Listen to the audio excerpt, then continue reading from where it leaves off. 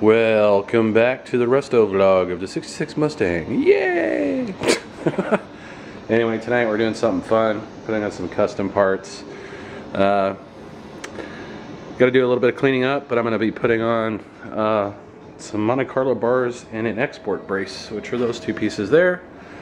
And where'd they go? Got some, I don't know where they went. I got some shock tower mounts, there they are. So we're going to replace all that stuff and stiffen up the car a little bit. Helps it handle better. So first off, I got to get these old shock towers off. Remember in the last vlog I showed you guys how to remove the old ones and clean them up and throw paint on them and stuff. So I'm going to do the same thing over here. I'm going to clean that up, throw a little paint under it, and put that stuff on. So let's get started by taking that off and taking that off. Okay, so I've removed all the bolts. A little word of warning if you guys are doing this yourselves. These are a 1/2 inch nut, and they're a fine thread, and they're kind of hard to find, so if you're going to replace them at Home Depot or something like that, best of luck to you. Okay, so we got the old shock tower off. This is an original. That's going to go into the miscellaneous parts box. I just covered the mic, sorry. Anyway, we'll get this other one off, and we're missing a bolt here. No clue where it went. Never took it off. It wasn't there in the first place. But they're kind of another specialty nut. There's a little like flange underneath. I don't know. I'm gonna look through my box and see if I can find one, but they are not very fun to put in. Okay, so we got that one off. Another one going into the parts box. So the next thing is I got to clean this area up and get ready to mount the other piece. So let's find those bolts. They're in my box of bolts, and I think I've told you guys about this story. There are, I don't know how many Mustangs in here, but there are quite a few. Alright. I think when I put this together, I had left them nutted together.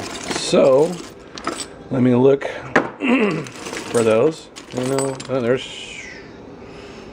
I don't know, looks like it might be a bumper bolt actually. I'm not sure. It might be one of them. I need, what do I need? I need 4 or I need 2? I need 4. And my phone is ringing. Alright, I know you're probably saying, Terry, why didn't you just keep those separate when you took it apart and didn't throw it in the box? Well, it took me about 15 minutes to find all the ones I needed. Now it's time to clean them up and get them painted. Okay, got my little paint booth set up here. And all my nuts and bolts all wire wheeled and ready to go. I'm going to paint them with heat enamel, engine enamel. I don't really have to, but I've got this Ford blue that I use for all the bolts in the car. So we'll get this painted and then we'll put like 3 or 4 coats on. Call it good. So I got to prep for the other bar now. So I've got these bolts here that I have to take out for it to fit on. So I did the same thing on this side. 1/2 inch. Alright, so we got all the bolts out. We fitted this thing. It's kind of a tough fit. If it doesn't go in hard, you're not doing it right because it helps tension up the body. What you have to do with these is you've got a bolt hole for the back for the original one that I took out. So I took out these 3, this one, that one, and that one on both sides. And you want to put all the bolts in, then you want to get a punch. Find the center of your hole there and punch a hole and drill. I believe this is 3/8. I don't know, we'll double check it. But we'll go ahead and do that now. Okay, so we got our holes drilled. There you go. I believe that was a 3/8. Let me double check that. That was, oh sorry, 5/16 is what that was. Alright, so I got 3rd coat on these. Probably put 1 more on there. So now what we want to do is get this stuff cleaned up and get that cleaned up. And we're going to take these bolts back out. We're going to clean them up a little bit. Okay, those are just about done. Went ahead and pulled the bar off after drilling the holes. Put on a little bit of rust inhibitor just in the areas where I'm going to put this stuff. Put it on both sides, so it'll be good and sealed. Basically just these areas, because I'll eventually clean up all this stuff and repaint, sand, and get all the you know, the inside of the motor compartment nice and clean, because a lot of nice stuff's going on the car at this point. So there'll be some detailing, and that'll take some time, but get this part done is important. I also prepped back here and did that, so I'll be able to mask that stuff off later. I just wanted to get some stiffness in the car. It drives like a freaking boat right now, but that's the next thing on the list. And if you're wondering why the car's so high, I got the jack under it right now so I can get to the bolts that are back here that we're holding on. And that'll be the next thing. I need to get in there and clean those up, get the springs out and put GT springs on it. They actually have some new springs that are really cool that are kind of an active spring, but if I feel like I'm motivated, I might convert this to a strut, basically a whole suspension conversion. So we'll see on that one. But yeah, I'll let this stuff dry and then I'll get the stuff mounted, and then I'll probably call it a night. Look at those. Aren't my nuts pretty? I painted my nuts. Alright, so I'm going to get this started and mount. It's been about an hour and a half, 2 hours. I'll let them dry after a couple of coats. So this is the big body brace that goes in that holds the shock towers. These never really ever go in the way you'd like them to, and sometimes the frame even needs to be adjusted and bent a little bit.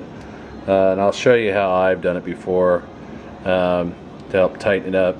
But best thing to do to get the sides at least pulled in is to find the biggest screwdriver you own and try to find a good spot to like pry this thing over as best you can. I don't own a come along, or I would like pull from side to side and do it, but I'll give my best shot and just see what I can get this thing on there or not. Okay, it took me about 20 minutes just to get that side on. And it's just really a matter of adjusting your bolts where they need to be and getting all those lined up as best you can on both sides. And the back one, as you can see, they're not even close. They're not even going to be close, so that's going to be another task that I'll show you how to accomplish this. Basically what I did is I used a screwdriver and a crowbar. Well, this is actually a kind of a multi-tool that I have. Basically just prying it up on either side and kind of using the leverage to pull it forward and drop it down, and if it has a good edge on it like this one does, you can kind of twist it on either side until you get it in there. But the real important part is going to be getting this sucker on, and I might actually have to take the hood off for that one. We'll see. So the last thing before I forget, I need these shock towers to go back on. So these are new ones. I'll go ahead and I'm really doing some shitty vlogging here tonight. Anyway, these just come wrapped up, probably made in China. They really only go on one way. You want to bring your shock tower back out. Hopefully you can get it out. Your strut, it just barely fits. And then slide it over the top. Try not to scratch chrome. I don't even know if you can see what I'm doing here, but actually I don't think that's right. Let's try this. Yeah, you know what? I keep forgetting that I have this wonderful tool called a boom. Where is it? Oh, it's over there. I don't know where my connector is. So we'll just do it this way. I'm freaking lazy. I think the car. What did I have? Oh, yeah. There we go. That's much better. Some things you forget. You just never know. Slide that over the top.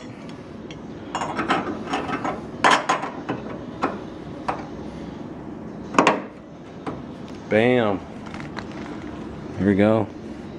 Some bolts on that sucker. We're good to go. Greg, buy me a rubber mallet for Christmas. Alright, so we need some nuts and bolts here. Made them all look nice and pretty. Put those on there. Get my wrench. I'm going to show you guys I'll show you guys a trick. Or not screwing up your paint trying to put these back on. There's a kind of mangled the bolt on this side here.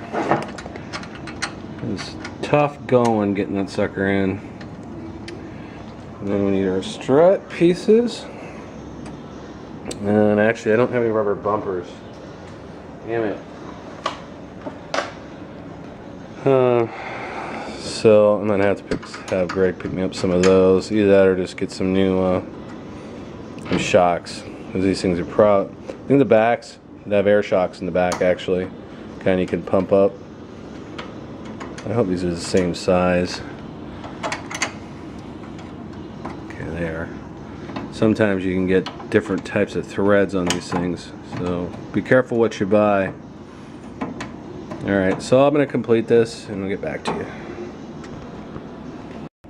So here's my trick to tighten these bolts without taking the paint off. Number one, you put a little blue painter's tape on the inside, thinnest you can get. And it's kind of a bitch to get it over there, but what the whole secret is, don't use a ratchet, just screw it on.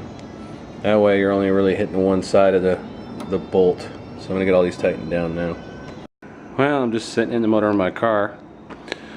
Anyway, I got it on. I showed you guys how to, to pry that basically onto the studs of the shock tower. This is a little bit different story. Your best bet with these is to put the car up on jack stands about middle of the car. I'll show you that here in a second. Use the biggest screwdriver you got, put it in sideways in one of the holes and pry it back, and have someone help you, like my wife. Drop the nut in the hole, and generally what you end up having to do is that when they're on either side on the inside, they're a little bit, the pattern of the bolt holes are a little different. So you put those in first, tighten those down, and then the outsides you can get in. It's not always the case, but you got to do what you got to do. And I'll show you exactly what I did. Okay, I know it's crazy, but trust me, it works. You put the jack stands right about there in the middle of the car, and it helps the front end sag just a tiny bit, but it helps you get it on there. And once you get these things on, your car runs like it's on damn rails, because it really stiffens up the car, and even more so when I get the Monte Carlo bar on, which is next. I'm going to lower the car for that. Well, there you go, guys. Looks pretty good. I just need to order a bolt, but for now, since I'm driving the car, I just put on one I had. That's the only one I'm missing though. But yeah, looks good, right? And I probably should have pulled these out and cleaned these up, but I'm going to look for some caps, I think. But you basically got the big, God, I wish I remember what they call that thing. There's a name for it. It's just a brace, really. It really stiffens the car, and then the Monte Carlo bar. So yeah, I got room for the big air filter if I want to put it on. I want the curve. They actually make a straight too, but I don't like it because even though I don't have the big filter, I can get to my distributor easier. So yeah, in a few hours, you can too give your car stiffy. I mean, make it stiff. I mean, okay, I'm trying to be funny and that's probably not working. But yeah, it doesn't take much. It's about 70 bucks for both. Come in chrome. They come in a shell chrome too, but I didn't want those. But hey, it works. Car looks good. Now I gotta get the wife again and put the hood on. Call it a night. So I don't think I'll do any more tonight. What time is it? 9:15. Yeah, time to quit. So yeah. Thanks for watching, guys, and again, make sure you share this video and put the word out. Go, hey, this dude's restoring a Mustang from like crap to like fully restored, and bring more people, because basically what happens is all the ad revenue, as I said again, goes to the restoration of the car. So anything that you guys do by tweeting, sharing, posting on Facebook and all that stuff helps me immensely. So thanks for that. By the way, we are with Full Screen Networks, so We don't make AdSense. We make a little more money, so what you do is a big deal. Anyway, thanks for watching, guys. Leave a comment. If you have any questions, just let me know, and we'll see you guys next time. Thanks for watching.